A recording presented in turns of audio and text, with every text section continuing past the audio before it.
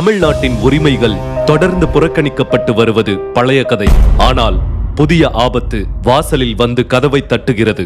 அதுவும் தொகுதி மறுவரையறை என்ற பெயரில் 2026ஆம் ஆண்டு மக்களவை தொகுதி மறுவரையறை மேற்கொள்ளப்பட உள்ளது. ஒவ்வொரு மாநிலமும் எத்தனை எம்பிக்களை மக்களவைக்கு அனுப்ப வேண்டும் என்பதை முடிவு செய்வதுதான் மக்களவை தொகுதி மறுவரையறை. 1976ஆம் ஆண்டில் இந்திய அரசு 42வது சட்ட திருத்தத்தை நிறைவேற்றியது. அதன்படி மக்களவையில் ஒவ்வொரு மாநிலத்துக்கும் உள்ள பிரதிநிதித்துவ தொகுதிகளின் எண்ணிக்கை மாறுதலுக்கு இடமின்றி 543ஆக நிறுத்தி வைக்கப்பட்டது. அதன் பின் 2001ஆம் ஆண்டில் 84வது முறையாக அரசியலமைப்பு சட்டம் திருத்தப்பட்டது. 2026ஆம் ஆண்டு வரை 543 மக்களவை உறுப்பினர்கள் என்ற எண்ணிக்கையை தொடர வேண்டும் என உறுதி செய்யப்பட்டது. இந்த சட்ட திருத்தம் வரும் 2026ஆம் ஆண்டோடு முடிவடைகிறது.